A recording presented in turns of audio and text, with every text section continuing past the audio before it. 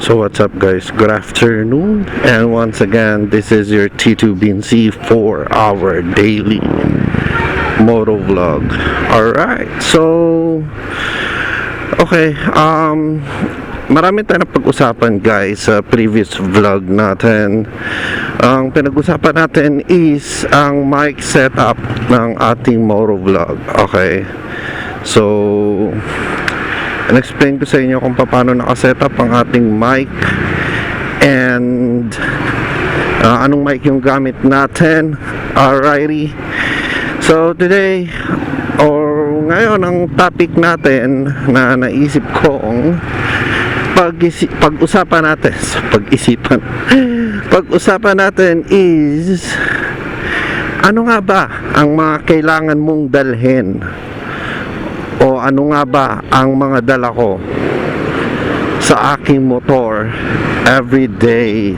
Mga normal things lang natin na laging bit-bit sa ating U-box. Okay, U-box or yung tinatawag na utility box. Alrighty, so okay, so number one nadala ko sa aking U-box, and I believe kailangan nyo rin ito, is yung L-wrench na 8mm. That's number one. 8mm kasi usually yung mga pambukas ng crankcase and yung mga small bolts ng ating mga motor ay usually 8mm siya. Okay, so definitely a must na meron ka nito sa iyong box or sa iyong motor. Okay, that's number one. Okay, number two, yung open wrench na 10 and 12 tsaka yung 12 and 14. Okay, so usually yung mga motor natin, yung mga tornilyo niyan is yung medyo malaki na, is usually 8 and 12, or sorry, 10, 12 at saka 14. Okay, so importante na meron ka nito. Actually yung dala kong open wrench na dalawa, yung 10, 12 tsaka 12, 14, ito yung kasama sa sa free tools nung binili natin tong ADV. Okay, so yun lang guys. Tapos next is yung spark plug remover. Alright, or yung spark plug wrench kung tawagin ng iba. So very important to guys, especially yung spark plug natin. Hindi naman natin siya everyday chine-check. Okay, every once in a while lang natin chine-check yung ating spark plug.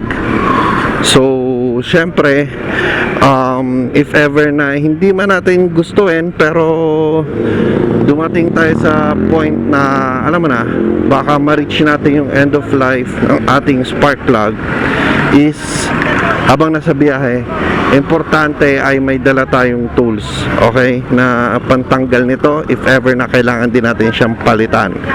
So that's it. Next na lagi nating dala sa ating motor is yung isang set ng hex key or yung Allen wrench kung tawagin ng karamihan.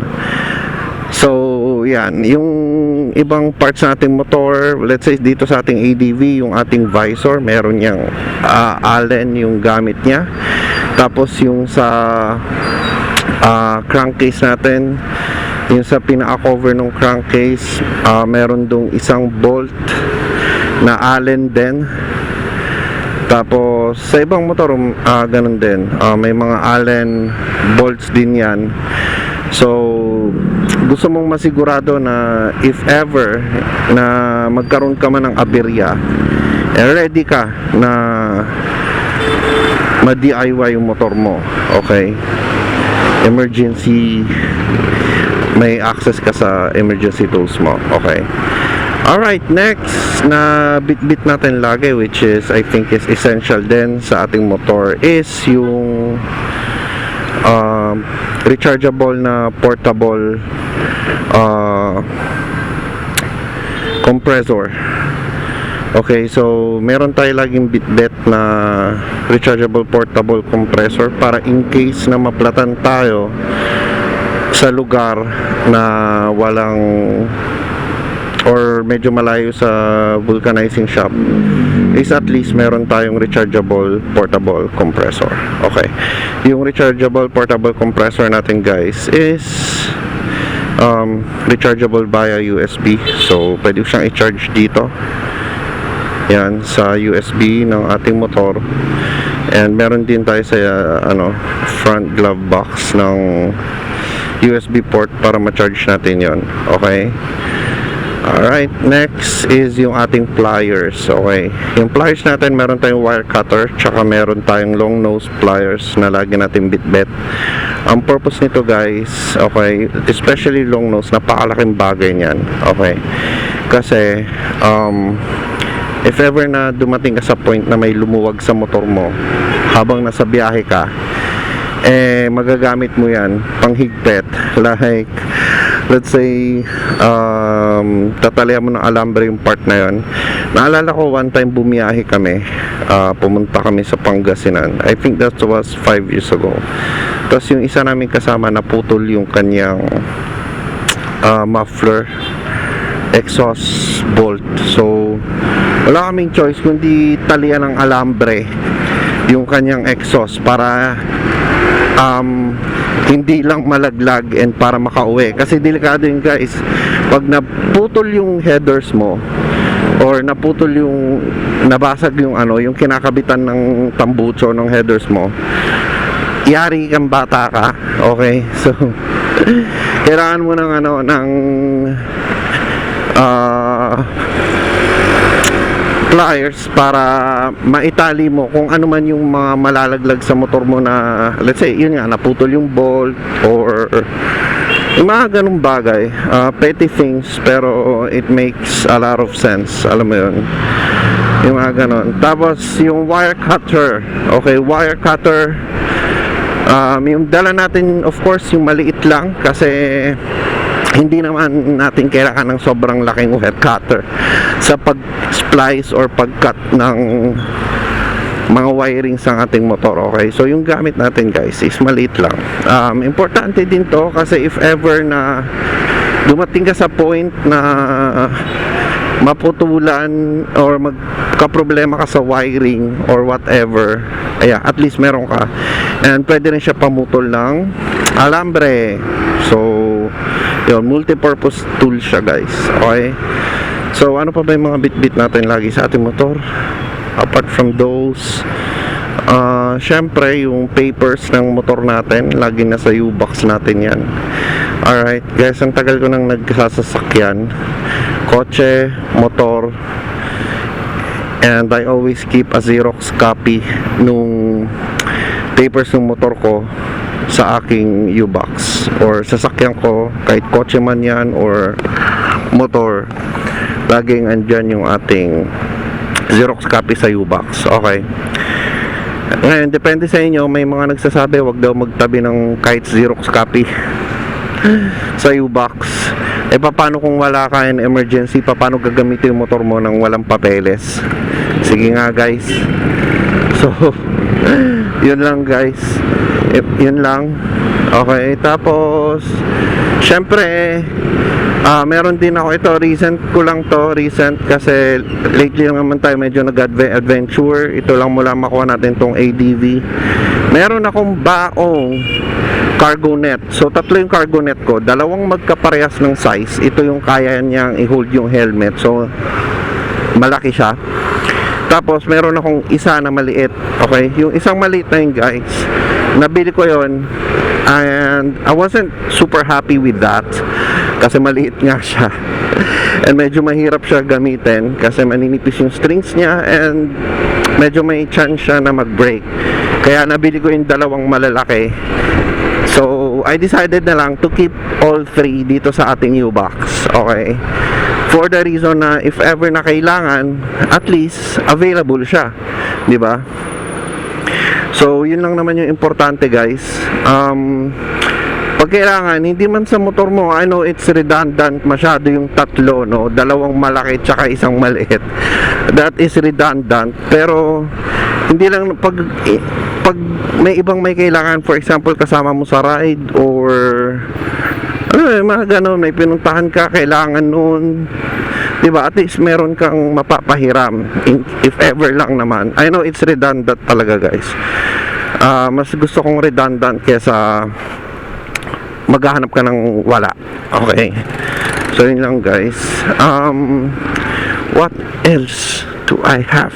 Okay, charging cables. So yung charging cables, meron ako dito na tago sa motor ko, dalawa, isang type C tsaka isang iOS, kasi dalawa yung cellphone natin. Meron tayong iPhone at meron tayong Android.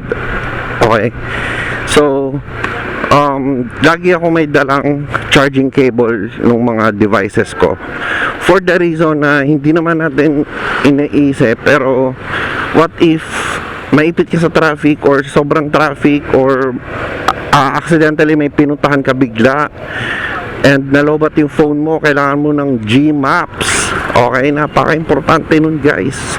So at least meron akong charging mga cables sa ating U-Box. Okay, that's number 1. Okay, and then what else? Okay, syempre nasiraan ka ng gabi, anong gagawin mo? Gagamitin mo yung flashlight ng cellphone mo? Kulang yon. Alright, so ang next na bit natin guys is yung emergency light. Okay, so may dala tayong emergency light. Maliit lang to, camping light lang to actually, na bumili kasi ako nito, hindi ko napansin, buy one take one pala siya. So binili ko sana dalawa lang, pero ang pinadala sa akin 4. Okay, na-order ko lang to sa Shopee guys. So yung isa binigay ko sa bilas ko, yung dalawa na sa bahay, yung isa andito sa motor natin guys. So in case lang naman masiraan tayo ng gabi. And of course rechargeable siya via the USB din. So everything na meron ako sa motor ko na electronics or gadgets, I always make sure na they are rechargeable via the USB port. Okay, the reason is mostly na mga motor ngayon guys ay, hindi naman mostly, pero siguro sabihin na natin marami ng mga motor ngayon na may USB charging port. Okay, so ayun lang guys, pro tip ko lang din sa inyo yan. Pag bumili ka ng mga electronics or whatever na kailangan nyo sa pagmumotor, make sure na it's USB rechargeable or USB, kaya siya i-power via the USB port. Okay, reminder lang yun guys. And then what else? I think yun na ata yung mga meron tayo. Wala nang iba. Okay, syempre mga spare lug nuts, spare nuts, spare bolts, meron din tayong dala niyan, matik yan. Okay, one more thing guys, basahan. Lagi ako may dalang basahan guys.